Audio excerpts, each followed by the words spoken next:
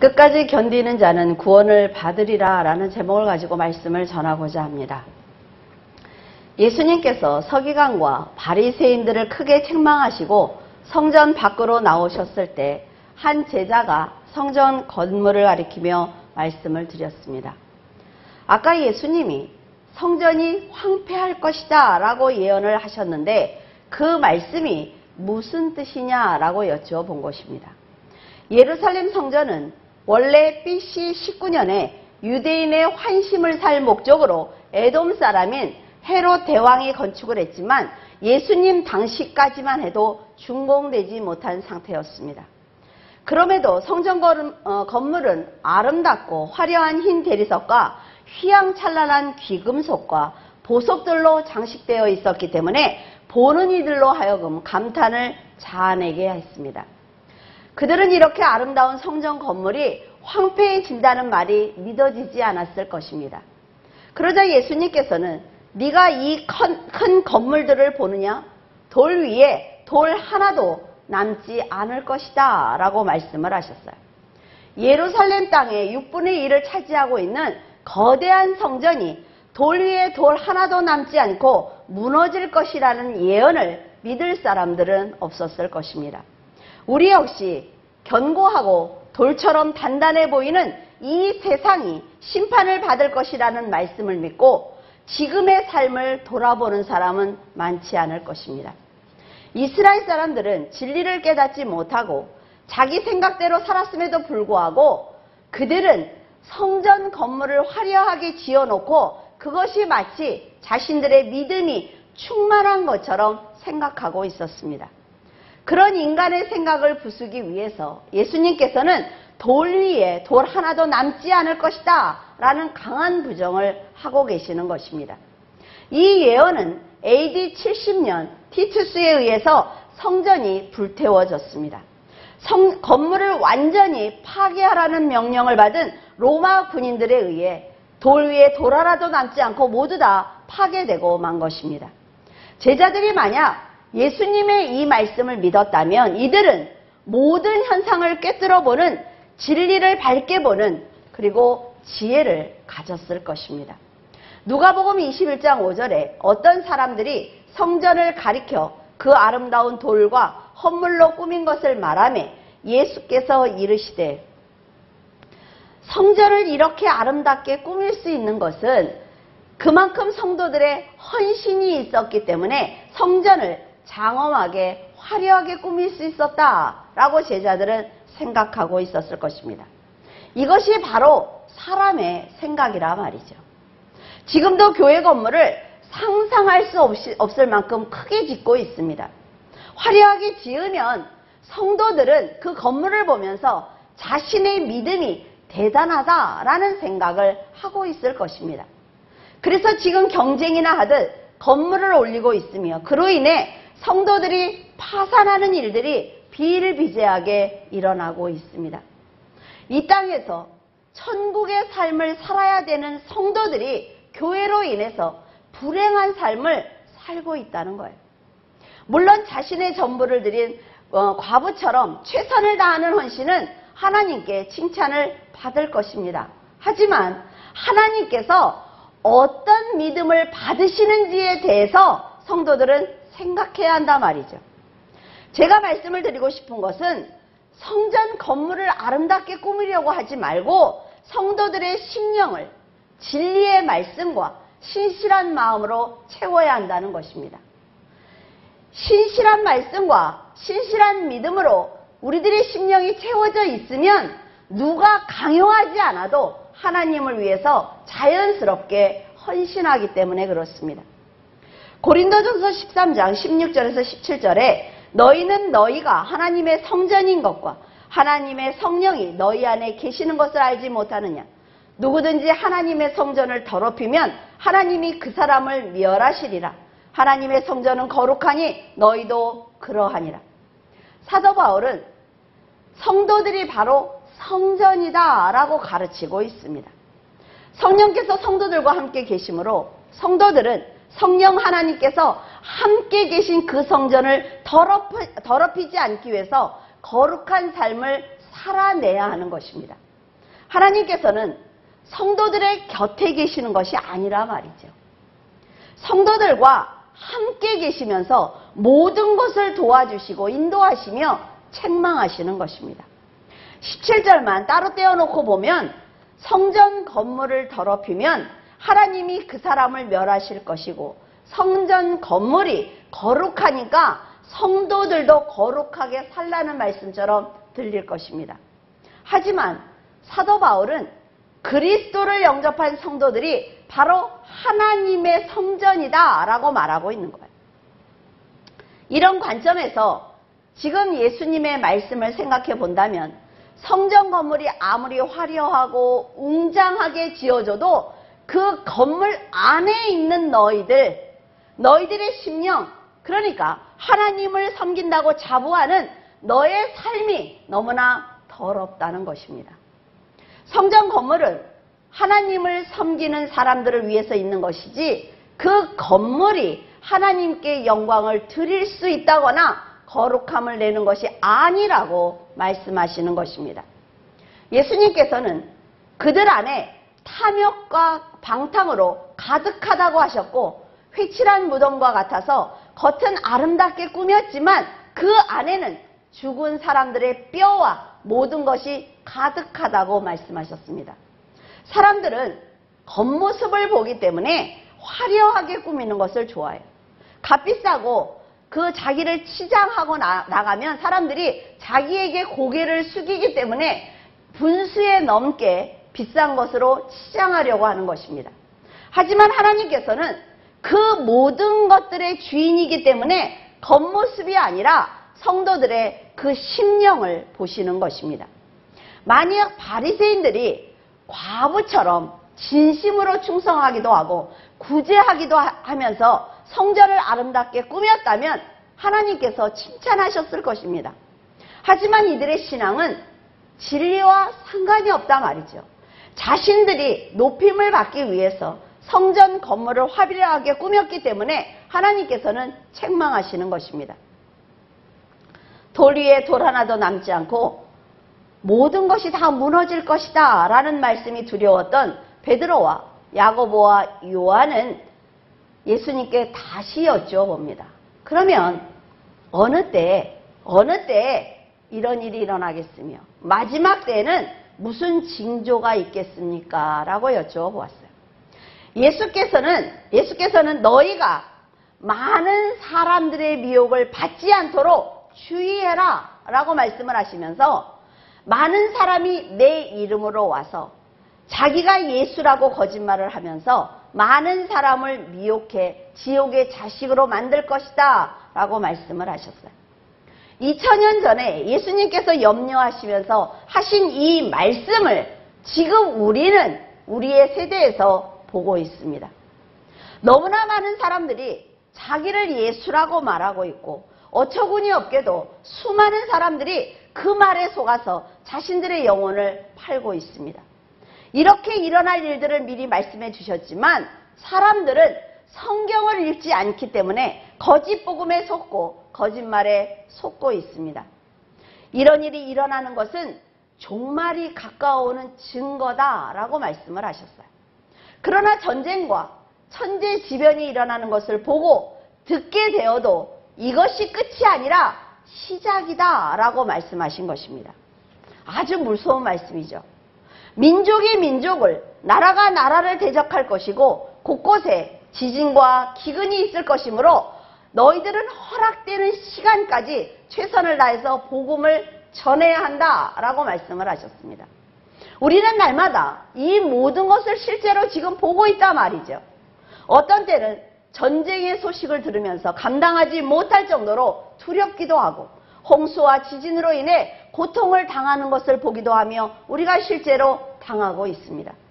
그런데 이 모든 고난이 끝이 아니라 재난의 시작이라고 하셨으므로 종말까지는 어느 정도 고통의 시간이 지속될 것이라는 것을 우리는 알 수가 있습니다. 환경이 나빠질수록 세상 사람들은 강팍해질 것입니다. 그들은 세상에서 당하는 그 고난의 분노를 성도들에게 쏟아낼 것입니다. 사탄은 모든 종교를 하나로 묶을 것이며 나라를 하나로 만드는 일을 쉬지 않고 할 것이므로 이것을 반대하는 성도들을 핍박하기 위해서 그들은 모의하게 될 것입니다. 이런 사실을 성도들이 알고 대처해야만 잘 극복할 수 있단 말이죠. 안일하게 어떻게 되겠지? 설마 그런 일이 일어나겠어? 라는 생각을 한다면 실족하거나 결국 진리를 배반하게 될 것입니다. 9절에서 11절에 너희는 스스로 조심하라. 사람들이 너희를 공회에 넘겨주겠고 너희를 회당에서 매질하겠으며 나로 말미암아 너희가 권력자들과 임금들 앞에 서리니 이는 그들에게 증거가 되려 함이라. 또 복음이 먼저 만국에 전파되어야 할 것이니라. 사람들이 너희를 끌어다가 넘겨줄 때 무슨 말을 할까 미리 염려하지 말고 무엇이든지 그때 너희에게 주시는 그 말을 하라. 말하는 이는 너희가 아니요 성령이시라. 사탄은 오랜 시간 동안 사람들을 미혹했으며 사람들이 하나님을 섬기지 못하도록 세상의 권세를 잡고 죄로 사람들을 몰아넣고 있습니다. 그래서 사람들은 본성이 악함으로 결국 사탄의 종이 되고 말았어요. 지금 세상은 고모라와 소돔처럼 타락하고 있습니다. 어둠에 숨어서 죄를 짓던 사람들이 세상을 향해 지금 당당하게 외치고 있으며 세상은 모든 법을 고쳐서 그들이 더 많은 죄를 짓도록 돕고 있습니다. 이제는 복음을 전하는 성도들이 그들에게 비판을 받고 판단을 받고 있는 실정이라 말이죠. 실제로 예수님이 예언하신 것처럼 초대교회의 성도들은 회당에 끌려가 매질을 당했습니다. 그리고 옥에 갇히기도 했어요. 성령으로 충만하지 못했던 그들은 아주 두려웠을 것입니다. 인간의 두려움이 어떤 것인지 아시는 예수님께서는 제자들에게 그래서 미리 염려하지 말라고 말씀하셨어요. 그들에게 끌려갈 것은 사실이다. 하지만 너희들이 복음을 당당하게 전할 수 있도록 내가 그 자리에서 할 말을 알게 해줄 거니까 미리 밤새 고민하지 말라는 것입니다. 실제로 성령께서 오셨고 성령께서 그들에게 할 말을 가르쳐 주셨습니다. 제자들은 처음 예수님을 만났을 때 가난한 어부였어요. 그리고 아주 무식했습니다. 사람들에게 비난을 받는 직업을 가지고 있었어요. 이런 제자들이 높은 사람들과 많은 권력을 가진 사람들에게 둘러싸여 있는 그 자리에 끌려갔을 때 그 두려움은 엄청났을 것입니다. 그곳에 끌려가서 그 사람들이 어떤 질문을 했을 때 할 말이 생각이 났을까요? 이것까지 생각하신 예수님은 가장 적절한 진리의 말씀을 전할 수 있도록 성령께서 도와주실 거니까 담대하라고 말씀하신 거예요. 요한계시록 3장 10절에서 11절에 내가 나의 인내의 말씀을 지켰은즉 내가 또한 너를 지켜 시험의 때를 면하게 하리니 이는 장차 온 세상에 임하여 땅에 거하는 자들을 시험할 때라. 내가 속히 오리니 내가 가진 것을 굳게 잡아 아무도 네 면류관을 빼앗지 못하게 하라. 제자들이 하나님의 살아계심을 믿고 유한한 세상에 대한 미련을 버리고 영원한 천국의 소망을 가질 때 어떤 고난을 당한다고 할지라도 성령께서는 믿음을 지키는 성도들을 위해서 일하실 것입니다. 이처럼 약속을 믿은 제자들은 어떤 자리에 끌려가도 성령께서 알려주시는 대로 당당하게 복음을 전할 수 있을 것이고 당당하게 천국에 입성할 것입니다.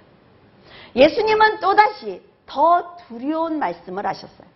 믿음의 자녀들을 핍박하는 대상이 바로 형제라는 것입니다.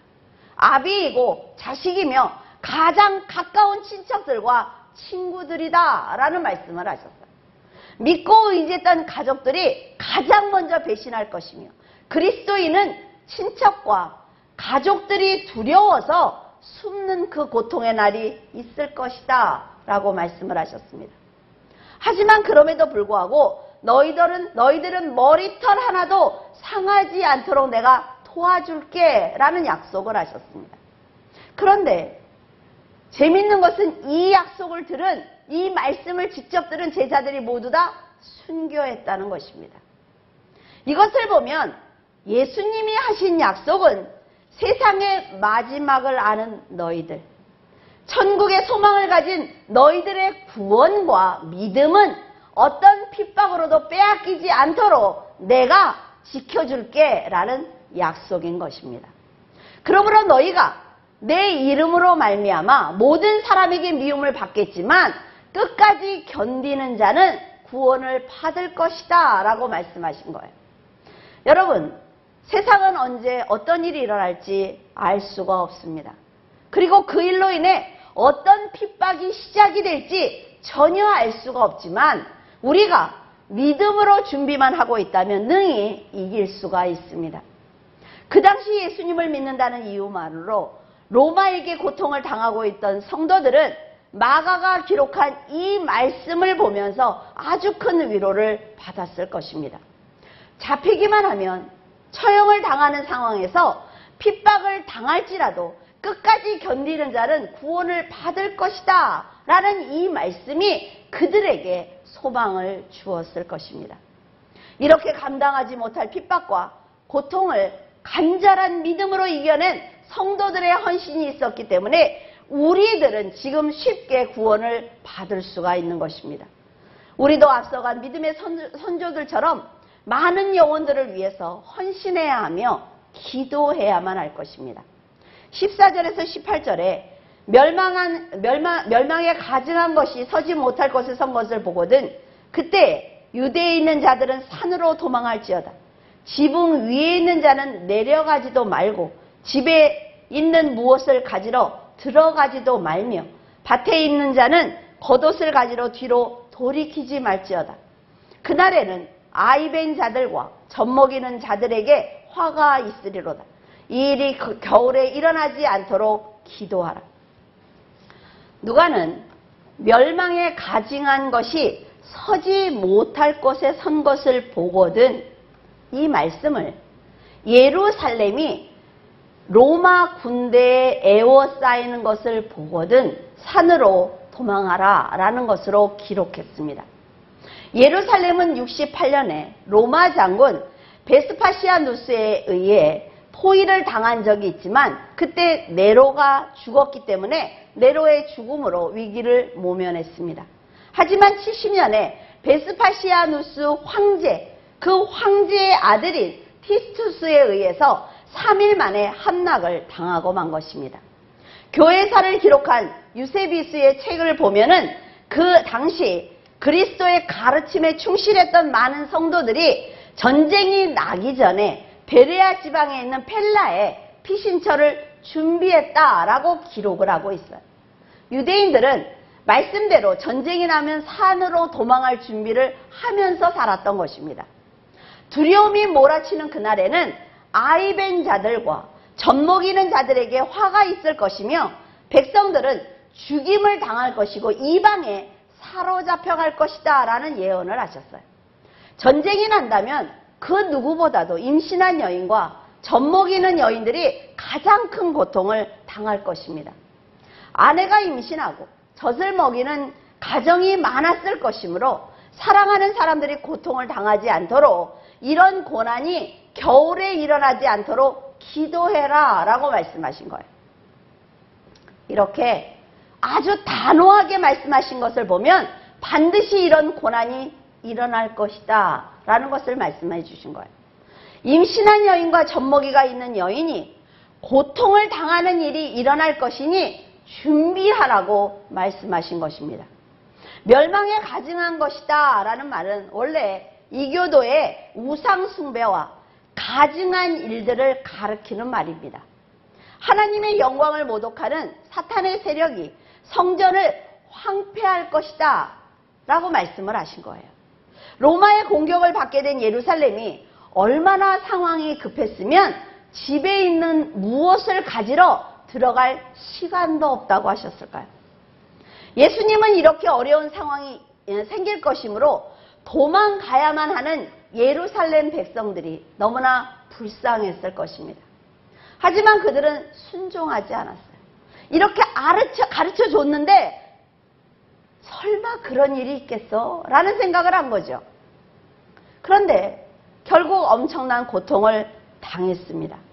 그 고난으로 인해서 많은 사람들이 죽기도 하고 포로로 끌려가기도 했습니다. 이들처럼 하나님께서는 지금 우리에게도 마지막 심판이 있을 것이다 라고 말씀을 하고 계신단 말이죠. 그러니까 준비해 라고 말씀을 하세요. 깨어서 기도하지 않으면 그날에 너희들은 산으로 도망갈 수 없어 라고 말씀을 하고 계시는 것입니다. 예수님께서 말씀해 주신 이 상황을 지금 세상의 마지막 때로 보면서 다시 한번 생각해 보고자 합니다. 멸망에 가증한 것이 거룩한 성전에 서게 되는 날 성도들은 핍박을 받게 될 것이지만 성도들은 그럼에도 불구하고 끝까지 믿음으로 이겨내야만 합니다. 인내의 말씀을 지킨다면 반드시 지켜주겠다라고 약속하셨단 말이죠. 그러니까 온 세상이 심판을 받을 때 면하게 해주실 것이다. 내 믿음을 보신 하나님께서 그 고통 가운데 나를 면하게 해주실 거야 라는 생각을 가지고 여러분 믿음을 지켜야 됩니다. 면하게 해준다고 하니까 나는 그 고난을 받지 않는구나 라는 생각을 하지만 그렇지 않습니다. 그 고난을 당하지만 이겨낼 믿음을 주신다 라는 얘기예요. 세상을 향한 쾌락과 욕심 그리고 정욕으로 살아온 사람들은 하나님의 심판이 이르렀을 때 믿음의 산이 없기 때문에 도망갈 곳이 없는 것입니다. 그때 도망칠 수 있는 것은 오직 믿음의 산, 그러니까 예수 그리스도의 보호하심 밖에 없는데 세상의 욕심으로 죄를 잉태하고 그 죄를 낳아서 젖을 먹이며 키우고 있는 사람에게는 큰 화가 임하게 될 것입니다. 하나님의 심판이 임했을 때 자신이 쌓아놓은 금은보화를 가지러 집으로 들어간다면 아마도 나올 시간도 없이 심판을 받게 될 것입니다. 세상의 겉옷을 가지러 세상으로 돌이키는 어리석음을 선택하기보다는 하나님께 무릎을 꿇고 회개하는 것이 더 지혜로운 선택일 것입니다. 하지만 하나님의 심판이 임하는 날, 그날은 회개할 시간이 없습니다. 지금 하나님께서 우리에게 돌이킬 기회와 죄를 회개할 시간을 주고 계시므로 지금 회개한다면 하나님의 진노와 심판은 도리어 보호와 은혜와 사랑이 되어 여러분을 품어주실 것입니다. 그 마지막 심판이 얼마나 무서우면 하나님의 창조하신 시초부터 지금까지 이런 환난이 없었고 후회도 없을 것이다 이렇게 말씀하셨을까요? 성도들이 믿음의 울타리를 지키지 못한다면 사탄을 위해서 준비하신 그 불못에 함께 들어가게 될 것입니다.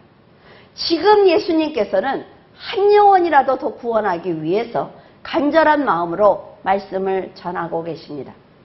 보라, 그리스도가 여기 있다 저기 있다 하여도 믿지 말라고 하시며 자칭 그리스도라고 거짓말을 하는 자들이 일어날 것이다 라고 미리 알려주셨어요. 그들은 택하신 자들을 미혹하기 위해서 이적과 기사를 행할 것이다. 여러분, 어떤 교회에서 병자들이 낫대, 손을 댔더니 간암이 낫대, 이런 기적과 이적은 하나님께서 역사하시는 것이기 때문에 믿음으로 행하면 일어난다 말이죠. 그러나 그곳에 말씀이 있는지, 정말 하나님의 말씀대로 살아가는 교회인지, 이것이 더 중요한 것입니다. 너희들은 그들이 기적과 이적을 행할 것이니까 내가 미리 알려주었어. 그러니까 이 말을 듣고 속지 마라 라고 당부하셨습니다. 그러나 이렇게 미리 말씀해 주셨는데도 지금 너무나 많은 사람들이 자칭 그리스도라고 칭하고 있고 사람들을 미혹하고 있습니다. 그런데 신기한 것은 예수님께서 이런 일이 있을 것이야 라고 말씀해 주셨음에도 불구하고 너무나 많은 사람들이 속고 있다는 것입니다. 그들은 모두 멸망에 가증한 것에 고개를 숙이며 그것들을 섬기고 있기 때문에 하나님의 진노를 그대로 받게 될 것입니다. 예수님께서는 재림이 있기 전에 핍박을 받는 환난이 있을 것이고 그 환난을 끝까지 견뎌야만 구원을 받을 것이다 라고 분명하게 말씀을 하셨습니다. 이 땅에서 받는 환난은 고통스러울 것입니다. 그리고 많이 괴로울 거예요. 많은 교회에서 예수를 믿으면 심판 전에 환란이 있는데 그 환란 전에 성도들이 다 하나님한테 올라간다라고 가르칩니다. 그렇지 않습니다. 이 땅에서 끝까지 그 환란을 견뎌내고 믿음을 지키는 자들이 구원을 받습니다. 악한 생각과 행동을 하는 자들이 도리어 성도들을 앞으로 공격할 것이기 때문에 더 지혜롭고 순전한 믿음으로 지켜내야만 이겨낼 수가 있습니다. 2018년 8월 17일 미국 캘리포니아 상원이 25대 11로 기독교 탄압 법안을 통과시켰다는 뉴스를 보았습니다. 그곳에서는 이제 이 법안이 통과되었기 때문에 만약 성소수자들과 성전환자들에게 목회자들이 성경적인 상담을 하면 고소를 당하게 되어 있습니다. 이 법안은 기독교인들의 자유를 공격하기 위해서 만든 법안입니다. 성적 행위와 성 정체성에 관해서 도움을 청하는 사람들을 선한 길로 인도할 수 없습니다. 그리고 그들은 서비스와 지원을 전혀 받지 못할 것입니다. 이 법안은 성경을 근거로 진리의 말씀을 전하는 목회자들을 향한 칼날입니다. 우리는 지금 예수님께서 말씀하신 것처럼 멸망에 가증한 것이 서지 못할 것에 선 것을 지금 보고 있습니다. 동성결혼을 추진하고 합법화된 나라가 늘어나고 있는 현실에서 성도들은 과연 어떤 선택을 하면서 살 것인지 고민해야 될 때가 이제 우리에게 온 것입니다. 말씀을 이용해서 영혼을 갈취하는 이단들, 세상의 권세로 성도들을 핍박하는 사람들 모두가 멸망에 가증한 것이 거룩한 곳에 선 것입니다. 여러분, 예수님께서 말씀하신 것처럼 믿음의 자녀들을 사탄에게 넘겨주는 자들은 바로 가장 우리와 가까운 곳에 있는 가족이나 친구나 친척입니다.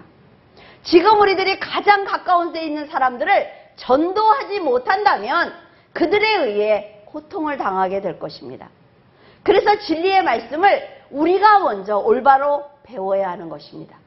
적당히 교회에 다니고 적당히 성경을 안다면 미신을 믿는 것과 전혀 다르지 않습니다. 성도들을 핍박하는 그들의 칼날을 보면서 두려운 마음을 가질 수도 있지만 성도들은 성령의 검을 가지고 있기 때문에 언제든지 이길 수가 있습니다. 세상과 사탄은 육을 죽일 수 있지만 영혼을 죽일 수 없습니다. 그러나 하나님께서는 영과 육을 함께 죽인다는 것을 결코 잊지 않기를 바랍니다. 성도들은 마지막 날을 모두 알고 있는 하나님의 자녀이므로 만국의 복음을 전파하는 사명을 지금 감당해야 할 것입니다.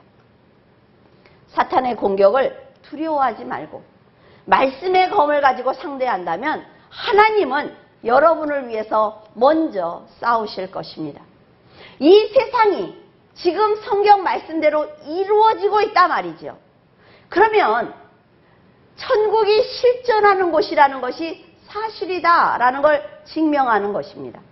하나님께서 살아계신 아버지라는 것이 증명되고 있는 거예요. 그래서 진리를 믿고 있는 성도들에게는 아주 큰 기쁨이 되는 것입니다. 두려움보다는 희망을 갖고 오늘 하루를 믿음으로 살아낸다면 그 날을 감해주신 하나님께서 택함받은 여러분들을 도와주실 것입니다. 여러분, 어떤 상황에서도 지혜와 명철로 판단하고 끝까지 견뎌내는 강한 믿음으로 산다면 하나님께서는 승리의 면류관을 준비해 주실 것입니다. 언제나 구원을 위해서 끝까지 견뎌내는 성도가 되시기를 예수 그리스도 이름으로 축원을 드립니다. 기도하겠습니다. 하나님 아버지, 진심으로 감사를 드립니다. 세상은 성도들을 핍박하기 위해서 하나로 뭉쳐지고 있습니다. 나라와 나라가 하나가 되고 있습니다. 하나님 아버지, 모든 화폐가 하나로 뭉쳐지는 가운데 있습니다. 저희들은 이 사실을 보면서 하나님, 저희들은 감사할 뿐입니다. 하나님께서 살아계신 저희들의 아버지라는 것이 감사하고 천국이 있다는 것이 감사하며 세상이 핍박의 칼날이 가까워올수록 천국이 가까워 온다는 것이 감사합니다. 하나님 아버지, 성도들을 지켜주시옵소서. 세상을 바라보면서 두려워하기보다는 천국을 보고 소망을 갖게 하시고, 세상 사람들의 핍박이 두렵기보다는 하나님의 보호가 더 크게, 더 강하게 우리들에게 임하실 것을 감사하기를 원합니다. 아버지 하나님, 도와주시옵소서.